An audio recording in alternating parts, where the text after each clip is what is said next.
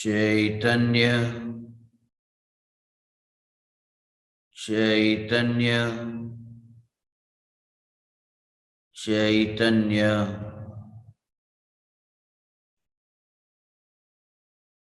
चैतन्य स्वभावी भगवान आत्मा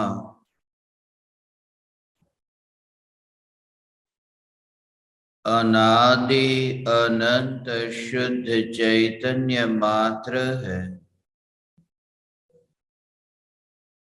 मैं शुद्ध चैतन्य मात्र,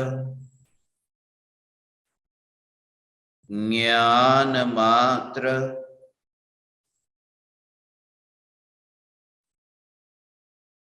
भगवान आत्मा हूं।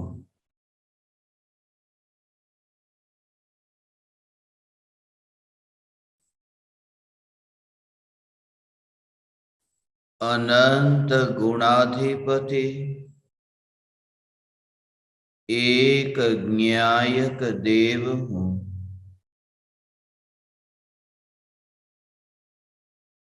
जिस ज्ञायक देव पर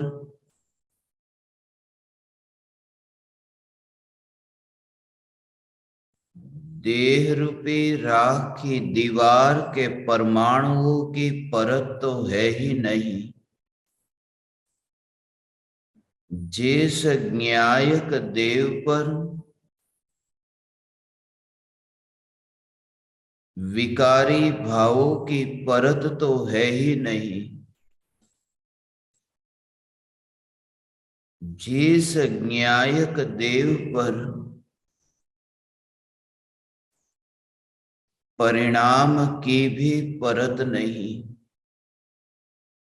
ऐसे अनादि अनंत ध्रुव चैतन्य सत्ता ही मैं हूं। त्रिकाल निर्विकल्प ज्ञायक देव,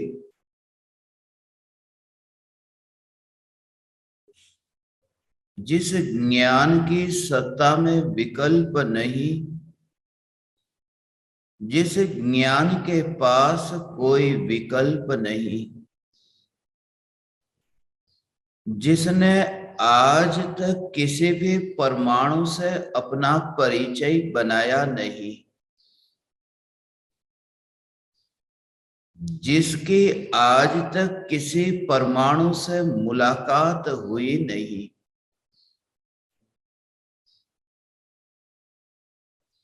जिसने आज तक पर्याय के प्रवाह की परवाह की नहीं, यह ध्रुव ज्ञायक सत्ता, यह चैतन्य सत्ता ही मैं हूं।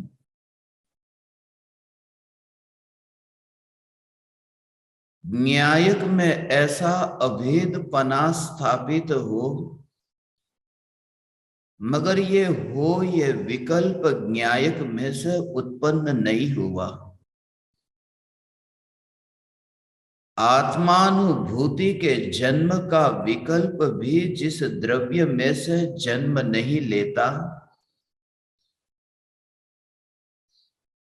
यह ध्रुव न्यायक सत्ता ही मैं हूं।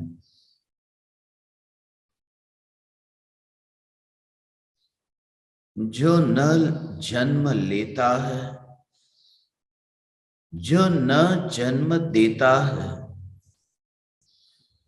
जिसका जन्म और मरण से परिचय ही नहीं होता, यह ध्रुवता न्यायक की, यह ध्रुव न्यायक सत्ता मैं हूं।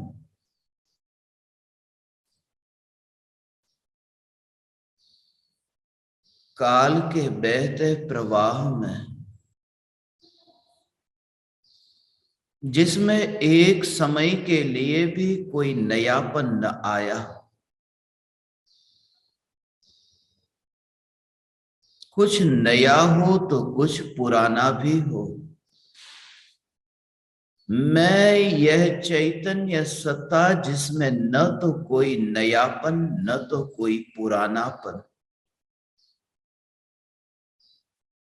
ज्ञान में कोई भी ज्ञेय प्रतिबिंबित हो मगर भीतर में दृष्टि एक ज्ञायक देव पर जिसमें कोई प्रतिबिंबित नहीं होता।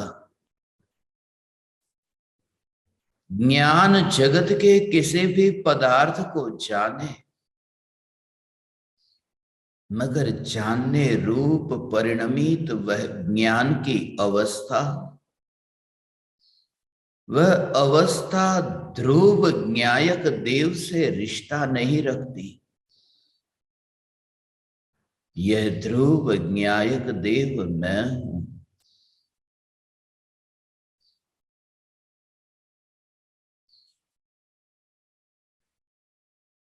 ध्यान की अवस्था ध्रुव ध्येय के निकट भी नहीं आती दिखाई दे। ध्रुव ज्ञायक देव में मिलती भी न दिखाई दे। इसलिए प्राप्ति हुई ऐसा भी विकल्प उत्पन्न नहीं होता। पर्याय में एकत्व करे तो मिथ्यात्व भाव पुष्ट होता है। पर्याय न्यायक में ढली ऐसा विकल्प हो तो ध्यान भंग होता है। ध्यान न्यायक में ऐसा ढले कि ढलने का भी विकल्प न आए। यह ध्रुव न्यायक देव मैं हूं। तरंगों में ही तैरती रहे यदि अवस्था, तो तरंग का ही अनुभव करती है। तरंग पर ही यदि खेलते रहे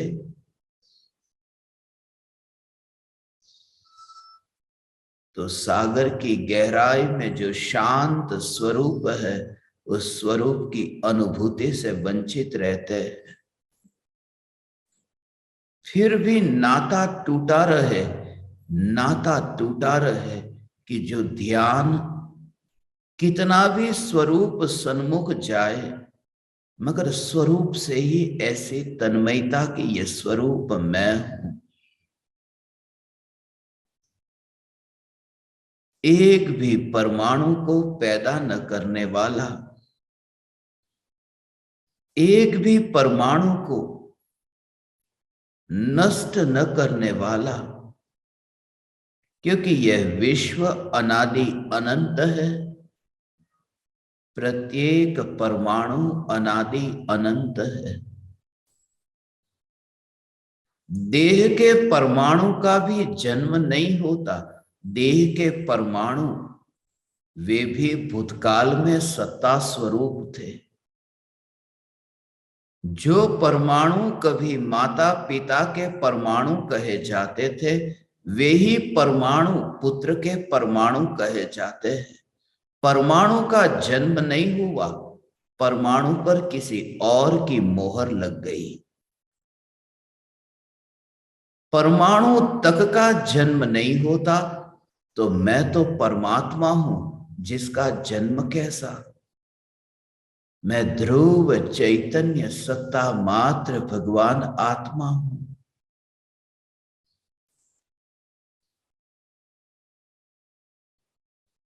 परमाणु भी परिणमित होकर भी परमाणु ही रहता है। तो परमात्मा पुण्य पाप में कैसे परिणमित हो सकता है। पुण्य और पाप की जड़ता चैतन्य परमात्मा को कैसे छू सकती है। इतनी उदासीनता परिणामों से, इतनी उदासीनता पर्याय मात्र से, पर्याय मैं नहीं। उत्पन्न हुआ ज्ञान में जाना कि जानने की अवस्था में इतनी उदासीनता और ध्रुव से पकड़ न छूटे। यह ध्रुव धाम मैं हूं।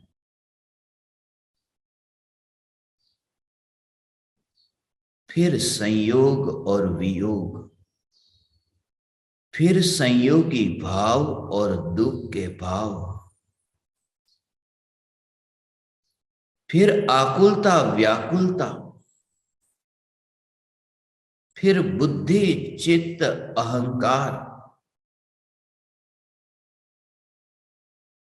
जिन्हें जन्मता और मरता देखने पर उनमें तन्मयता हो कैसे, क्योंकि ध्रुव का विस्तार उसमें फैलता दिखता ही नहीं।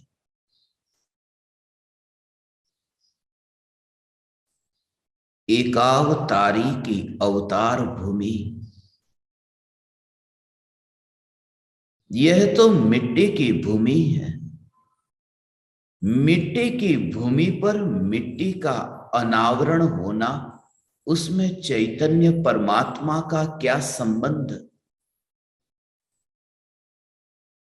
मैं वह परमात्मा हूं जिस चैतन्य भूमि पर मोक्ष का जन्म होता है।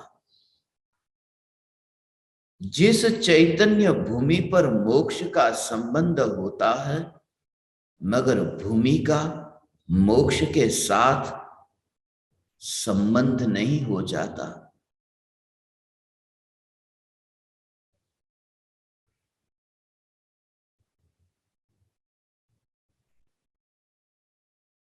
भूमि पर जन्म लेने वाला व्यक्ति भूमि से जुदा है। भूमि पर जन्म लेने वाला व्यक्ति जन्म लेने से पहले भी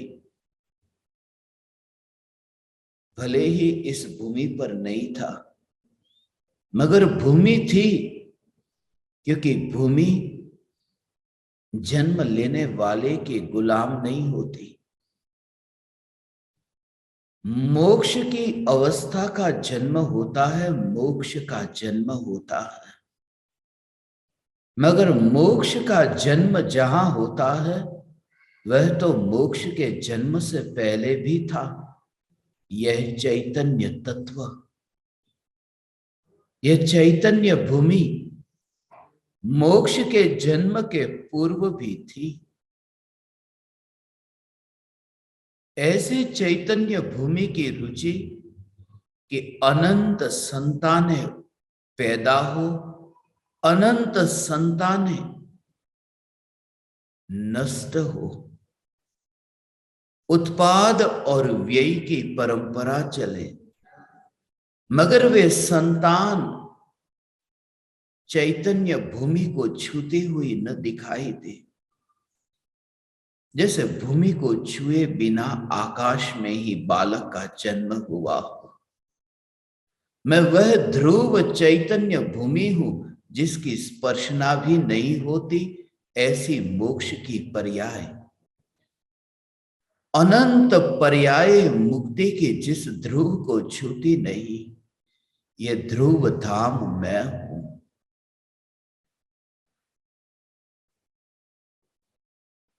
भूमि को क्या लेना, भूमि को क्या देना? भूमि अपने में से कुछ भी देती नहीं और अपने में कुछ भी लेती नहीं। न तो लेना न तो देना, न कुछ भी लेना और न कुछ भी देना, ऐसी चैतन्य भूमि मैं हूं। यह चैतन्य चैतन्य चैतन्य ज्ञायक देव मैं हूं। प्रति समय यह जागृति चैतन्य चैतन्य चैतन्य न्यायक देव की ओर दृष्टि जाए, चैतन्य भूमि की ओर दृष्टि जाए कि मोक्ष की परवाह नहीं होती। अनंत पर्याय मुक्ति की प्रकट हो, मगर दृष्टि रहती है मैं मोक्ष स्वरूप ज्ञायक देव, मैं स्वयं ही मोक्ष स्वरूप हूं, ऐसी दृष्टि। फिर संसार का नाश मोक्ष के स्वरूप में से नहीं होता। मोक्ष का जन्म भी मोक्ष के स्वरूप में से नहीं होता। स्वरूप में से तो किसी का जन्म हो ही नहीं सकता। जो स्वरूप जन्म नहीं लेता वह स्वरूप दूसरे को जन्म दे कैसे? यह ध्रुव धाम चैतन्य स्वरूप मैं हूं। यह ज्ञायक स्वरूप मैं हूं। अनंत मोक्ष की पर्याय, एक नहीं अनंत, पूर्ण वितरागता प्रकट हुई, सर्वज्ञता प्रकट हुई। एक समय में लोकालोक को जानने का जिसका सामर्थ्य है, एक समय में सारे जगत को जो जान सकता है, ऐसी अनंत शक्तिवान भगवान आत्मा जब ये कहे कि मेरे पास बुद्धि नहीं, मैं आत्मा को कैसे जानूं? जो सारे जगत को एक समय में जान सके, ऐसी शक्ति वाला भगवान आत्मा अपने को मैं कैसे जानूं, ऐसी शंका करे, उससे आश्चर्य होता है। फिर भी हीनता का भाव नहीं आता, फिर भी वह परमात्मा चैतन्य परमात्मा परमात्मा परमात्मा, पर्याय का अधूरापन चैतन्य की पूर्णता में बाधक नहीं बनता, चैतन्य की पूर्णता को खंडित नहीं करता।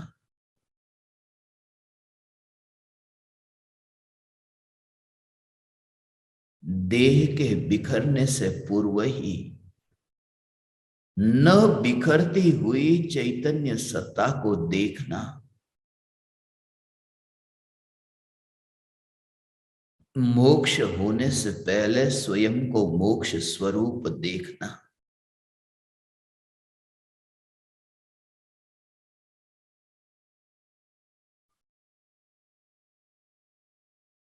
मोक्ष का जन्म होता है, मोक्ष की मृत्यु होती है, उत्पाद व्यय होता रहता है, मगर पकड़ नहीं छूटती चैतन्य भूमि से। जो उत्पन्न हुई उसने भोगा, मोक्ष उत्पन्न हुआ कि मोक्ष ने आनंद भोगा।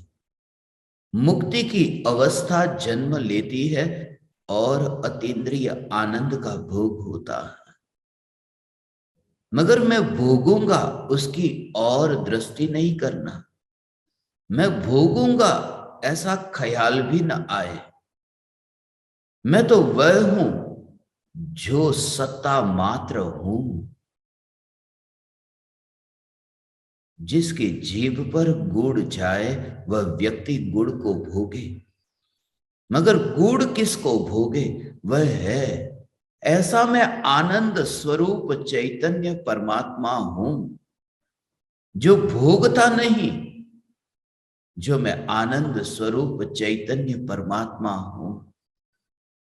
मैं आनंद हूं जहां भोग का विकल्प ही न हो। इंद्रिय भोग तो दूर, अतीन्द्रिय भोग का भी विकल्प नहीं। ऐसी सत्ता, उंगली का इशारा हो, दिशा निर्देश हो, दृष्टि निर्देश हो, तो एक ही चैतन्य सत्ता, आनंद सत्ता, जो न भोगती है, जो न करती है। जहां करना नहीं वहां भोगना कैसा? जो है ये सत्ता है। पर्याय में जो परिणमन आए वह सहज ही ज्ञान का विषय बने। जैसे जैसे ध्रुव का जोर बढ़े कि मैं ध्रुव हूं,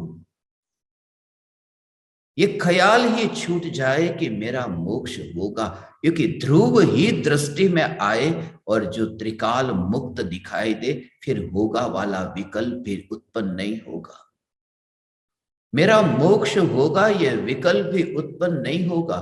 ऐसा ध्रुव ध्रुव और ध्रुव दृष्टि में आए। दृष्टि एकमात्र ध्रुव ज्ञायक देव पर, चैतन्य सत्ता मात्र ज्ञायक देव यह ध्रुव।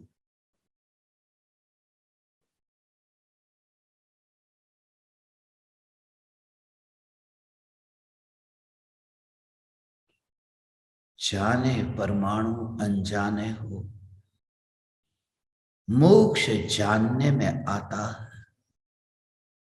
ज्ञानी को मोक्ष मिलता नहीं, प्रकट हुआ वह जानने में आता है। जानने में आता है, दृष्टि में नहीं आता।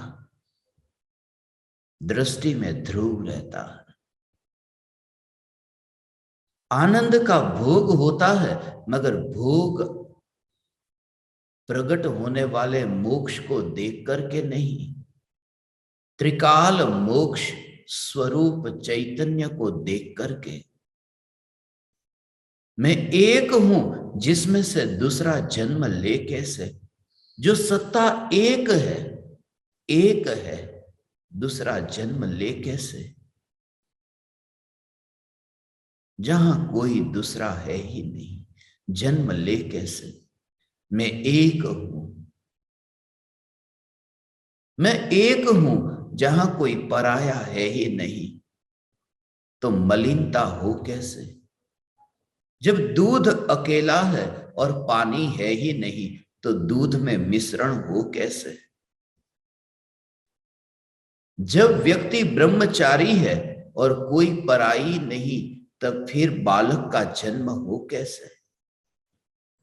मैं ध्रुव न्यायक देव हूं, एक हूं जिसमें से कोई जन्म ले ही नहीं सकता, जिसमें मलिनता पैदा हो नहीं सकती, जिसमें मिश्रण नहीं हो सकता। ऐसा अनादि अनंत एक ध्रुव न्यायक देव, यही मैं हूं। ऐसे ही विचार से मोह मंद हो, मोह मंद हो, देह की पकड़ अब छूटने लगे, मगर फिर भी ध्रुव में से कुछ छूटता नहीं। ध्रुव तो ऐसा ही अकबंध, जैसा है ऐसा। यह ध्रुव न्यायक देव मैं हूं। मैं यही चैतन्य भूमि हूं जहां मोक्ष पैदा तो होता है, मगर मोक्ष की गुलाम चैतन्य भूमि होती नहीं। मोक्ष की जन्मदाता चैतन्य भूमि फिर भी अपने में से कुछ देती नहीं। सिर्फ कहा जाता है मोक्ष की जन्मदाता चैतन्य भूमि। बीज में से पेड़ उगा, मगर जमीन में से कुछ भी नहीं निकला। जमीन की मिट्टी उस पेड़ में बड़ी नहीं हुई, बीज बड़ा हुआ, भूमि तो भूमि रही। मोक्ष क्या फल जहां प्राप्त हो, मोक्ष फल की प्राप्ति हो, मगर भूमि निर्विकल्प रहे। मोक्ष के फल से न्यारी चैतन्य भूमि मैं हूं। कहां मोक्ष फल, कहां चैतन्य भूमि? कहां मोक्ष फल, कहां चैतन्य भूमि? कहां मोक्ष फल, कहां चैतन्य भूमि?